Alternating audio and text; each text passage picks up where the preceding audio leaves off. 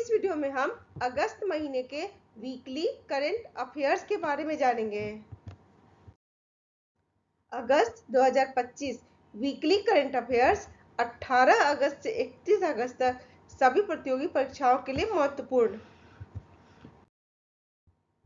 भारत और श्रीलंका की नौसेना के बीच संयुक्त युद्धाभ्यास सिलनेक्स 2025 का 12वां संस्करण श्रीलंका में शुरू हुआ है।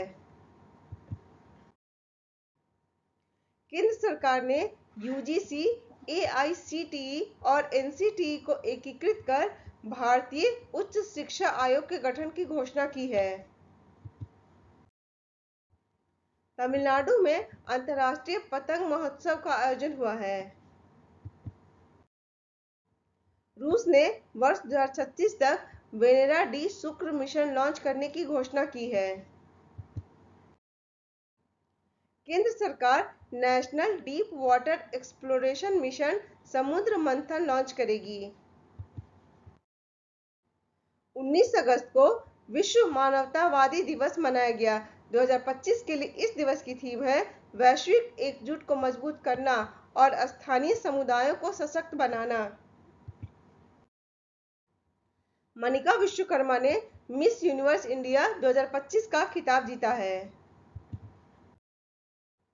भाविना पटेल ने यूएसए की आईटीटीएफ विश्व पैरा स्पर्धाओं में स्वर्ण और रजत पदक जीतकर विश्व रैंकिंग में नंबर 1 स्थान हासिल किया है। बिहार के पटना पूर्णिया एक्सप्रेसवे को राष्ट्रीय एक्सप्रेसवे 9 का दर्जा मिला है। कश्मीरी, कोंकणी और संथाली के साथ लोकसभा की कार्यवाही में 8वीं अनुसूची में सूचीबद्ध सभी 22 राजभाषाएं शामिल हुई हैं। मुख्यमंत्री योगी आदित्यनाथ ने गोरखपुर में उत्तर प्रदेश के पहले हरित हाइड्रोजन संयंत्र का उद्घाटन किया है। कर्नाटक की शक्ति योजना 500 करोड़ से ज्यादा महिला यात्रियों के साथ golden book of world records में दर्ज हुई है। पश्चिम बंगाल सरकार ने 5,000 रुपये प्रति माह आर्थिक सहायता देने वाली प्रवासी मजदूरों के लिए श्रम श्री योजना शुरू की है। भारत ने ओडिशा के चांदीपुर परीक्षण रेंज से अग्नि 5 मिसाइल का सफल परीक्षण किया है। जम्मू कश्मीर में पहले खेलो इंडिया वाटर स्पोर्ट्स फेस्टिवल का आयोजन हुआ है।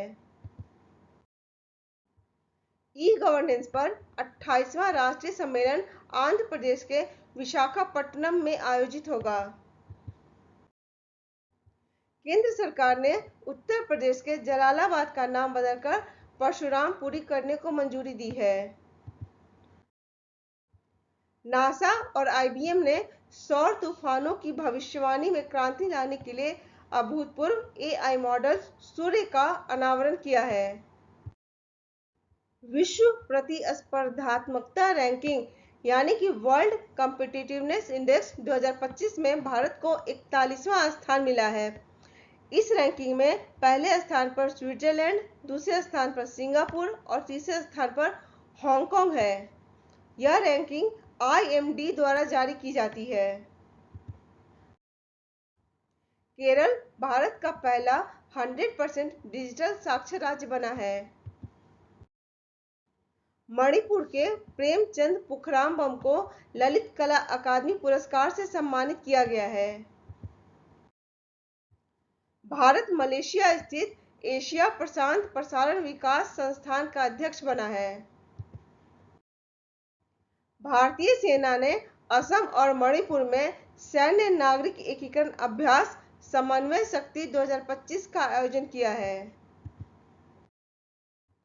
क्षेत्रफल विस्तार के बाद सुंदरबन टाइगर रिजर्व भारत का दूसरा सबसे बड़ा टाइगर रिजर्व बना है। भारत का पहला सबसे बड़ा टाइगर रिजर्व नागार्जुन सागर श्रीशैलम है, जो कि आंध्र प्रदेश में है। राष्ट्रीय अंतरिक्ष दिवस 23 अगस्त को मनाया गया है। कृषि और प्रसंस्कृत खाद्य उत्पाद निर्यात विकास प्राधिकरण ने पटना, रायपुर और देहरादून में नए क्षेत्रीय कार्यालय खोलने की घोषणा की है। IMD smart city index 2025 ranking में स्विट्जरलैंड के ज्यूरिख शहर ने शीर्ष स्थान हासिल किया है। महाराष्ट्र के नागपुर शहर में पुतलों की परेड मारबत उत्सव का आयोजन हुआ है। इसरो ने गगनयान के लिए पहला एकीकृत वायु ड्रॉप परीक्षण IADT-1 का श्रीहरिकोटा में सफल परीक्षण किया है। मलेशिया ने दुनिया का पहला AI संचालित RYT बैंक लॉन्च किया है। NHAI ने टोल प्लाजा कर्मचारियों के परिवारों की शिक्षा में सहयोग के लिए प्रोजेक्ट आरोहण शुरू किया है। गोवा की मेजबानी में फिडे विश्व कप 2025 का आयोजन होगा। आंध्र प्रदेश का विशाखापट्टनम 2026 में 41वें IATO वार्षिक सम्मेलन की मेजबानी करेगा। तमिलनाडु का चेन्नई जैव विविधता सूचकांक लॉन्च करने वाला राज्य का पहला शहर बना है। केंद्रीय मंत्रिमंडल ने प्रधानमंत्री स्वनिधि योजना के पुनर्गठन को मंजूरी दी है। भारतीय सेना ने मिस्र में आयोजित बहुराष्ट्रीय सैन्य अभ्यास ब्राइट स्टार में भाग लिया है। दक्षिण कोरिया ने स्कूल कक्षा में मोबाइल फोन पर प्रतिबंध लगा दिया है। उत्तर प्रदेश सरकार नो हेलमेट नो फ्यूल अभियान शुरू करेगी। केरल में भव्य चमायम जुलूस के साथ ओणम 2025 की शुरुआत हुई है। राष्ट्रीय खेल दिवस 2025 29 अगस्त को मनाया गया है। शिकागो विश्वविद्यालय के वायु गुणवत्ता जीवन सूचकांक के अनुसार दिल्ली भारत का सबसे प्रदूषित शहर है। भारत के सहयोग से भूटान ने अपनी पुनात सांगचू 2 जल विद्युत परियोजना सफलतापूर्वक संपूर्ण की है। आंध्र प्रदेश के अमरावती में स्वास्थ्य सेवा पहल भारत ब्रेन शुरू हुई है। विद्युत मंत्रालय के राज्य ऊर्जा दक्षता सूचकांक 2024 में महाराष्ट्र, आंध्र प्रदेश, असम और त्रिपुरा शीर्ष प्रदर्शनकर्ता राज्य बने हैं।